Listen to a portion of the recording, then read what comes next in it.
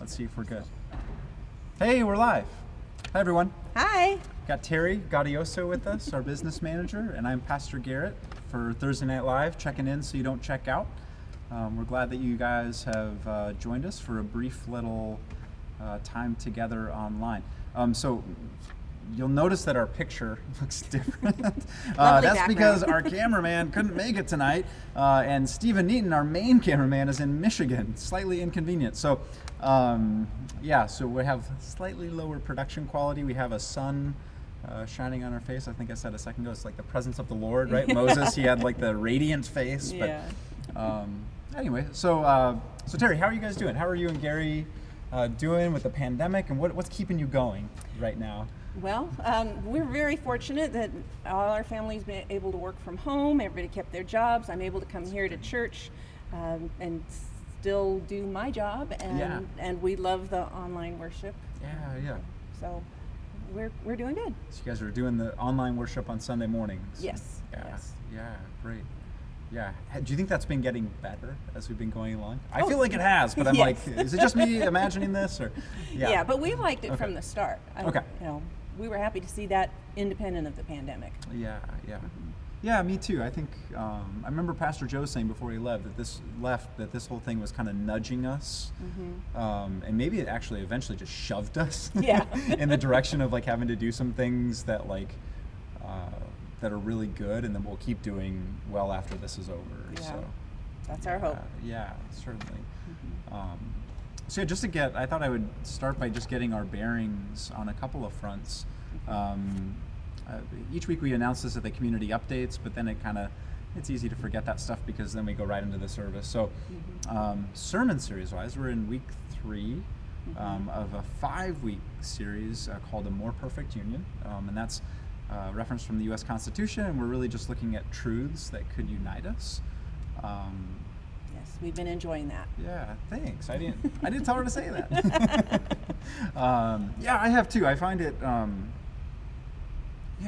This time is so divided, right? And I just can't help but think that there are things that unite believers in particular, and even there are truths that even if you don't believe the Christian faith, that there are still kind of basic fundamental truths that we don't talk about, right? And if we did, I think that and we talked less about politics and more about these truths of like human dignity, that maybe would be more united. But anyway, so in week 3, we've been looking at people being made in God's image. This week, we'll look at what it means that Christ reconciles us not only to himself, but also to each other, and how that happens, how he kind of bridges the divide, all these human divides that we have, how the gospel changes that. So, great.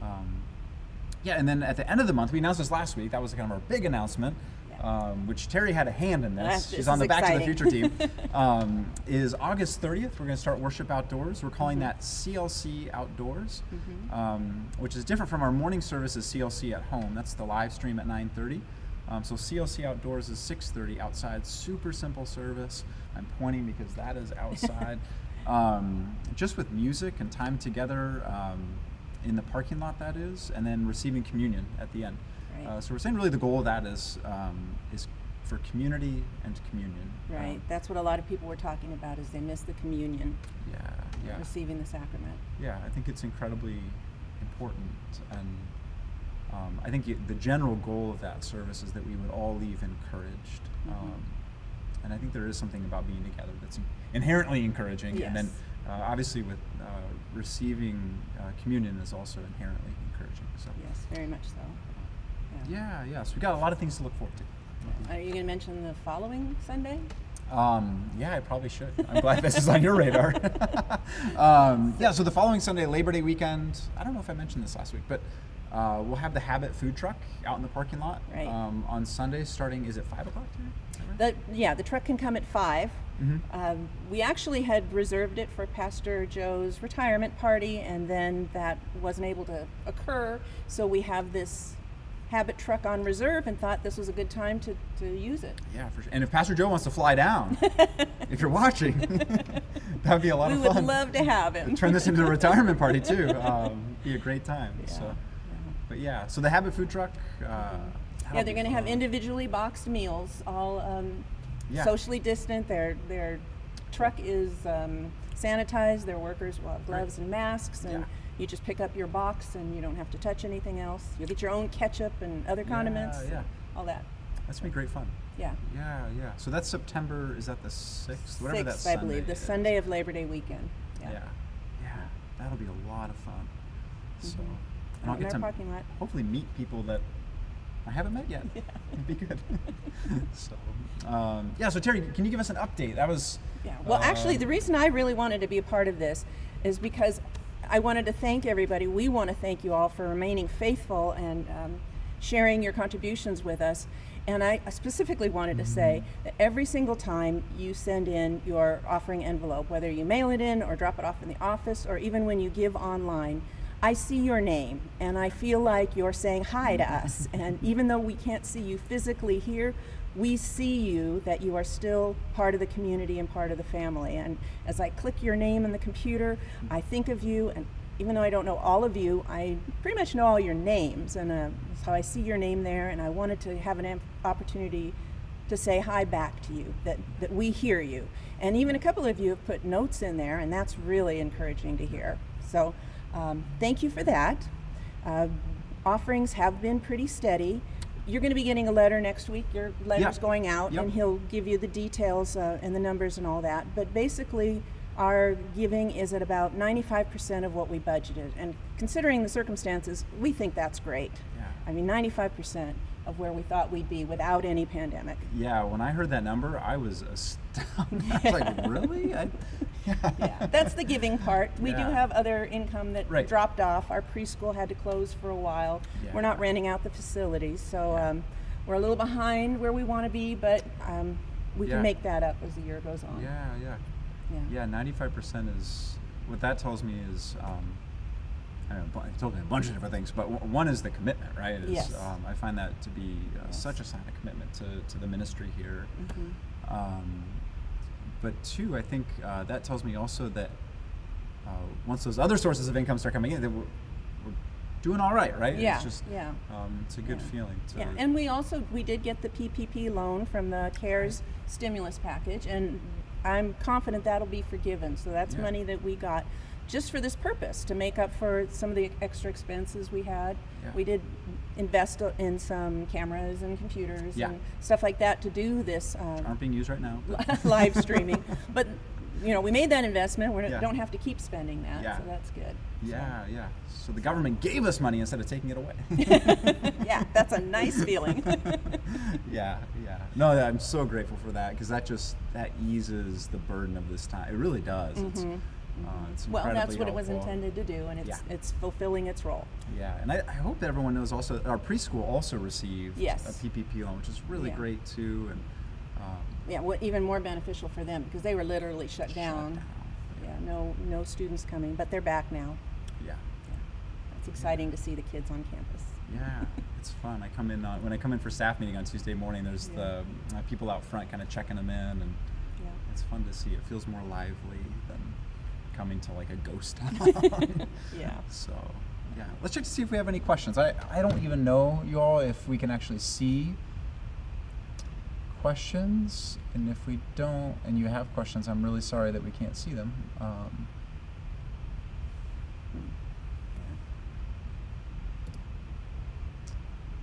Nope, no questions for right now, no comments. We got 2 thumbs up though, so I'll take it. Okay, good. Somebody's out there. Right. Yeah. So if you have questions, you can put them in our little inbox. We'd be happy to answer them. And otherwise, this might be a very brief Thursday Night Live, which we intended these to be brief from the get-go. We just wanted to check in and give a few updates so that you knew kind of what was going on here as we can't meet together. And in some ways, this is just an additional meeting, a way to meet together online that we can't do in person. So I'm going to do a brief devotion. I have something picked out that I'd like to share with you. I think you're probably familiar with it. I would hope that you're familiar with it. Pop up something. Esther, hi! We actually have a comment. Good. Yeah, not a question, but a comment. We'll take it. So Esther was just here. I don't know how you're already watching us online. You might still be here, in fact, and just commenting from upstairs. Well, she lives pretty close. She could have made it home. That's true. That is very true. So I want to read to you from 1 Thessalonians 5. I think it's just fitting. It always has had a good ring to it, I think, in a way that, now we have a bunch of questions, right? We're going to answer those in just a minute. But it also has a good ring to it, I think, in terms of simplicity and just kind of framing things when things are difficult. This is just speaking specifically to that and how we respond to it. So here's what it says in 1 Thessalonians chapter 5, verse 16. It says, "Rejoice always," which is crazy. He's writing this to people who, first the church at Thessalonica was just, they were suffering, right? It's, rejoice always. So it's like, what are we rejoicing in? And I think what you're rejoicing in is a couple things, but one is the promise of the Lord to work in and through all things. So we rejoice always because we're confident that He's always at work, and that we ourselves are experiencing that work in ways. So rejoice always, and then he says, pray without ceasing. So always be dependent on the Lord. Bring your whole life before Him. So rejoice always, pray without ceasing, always be dependent on God, and give thanks in all circumstances. And then it says, for this is the will of God in Christ Jesus for you. So give thanks in all circumstances. I remember I preached on this Thanksgiving one time. It was the give thanks in all circumstances, because I think we tend to think like, oh, Thanksgiving, we're giving thanks because life is so great, is so abundant and good, and but the first Thanksgiving was not abundant and good. It was harsh, and they were eating eel of all so this giving of thanks in spite of the harshness of life sometimes, primarily because there is a God who's providing everything that we need and also working to bring us nearer and nearer to Himself. So were you going to say something, Terry? I'm sorry. I'm just thinking of all the stories of people who give thanks in situations that I'm not sure I feel like I could have given thanks. When you hear like the missionaries in Africa who were, the families were killed and the family members still went back there again and forgave them and gave thanks that they had that opportunity. Yeah. That's right. I've heard of people who have, I've never been to Africa myself, but I've heard people go on mission trips there, and one thing they almost always remark is how grateful the people are. And you think about it, their circumstances are so much harder than ours, but there's this overwhelming gratitude, and there's also, what's paired with that is an overwhelming faith, I think you could say, and that's the source of their gratitude, that they know the Lord, and there's a joy that comes with that. So. So let me read it one more time, just the verse straight through, so you don't have to have it interrupted by my comments.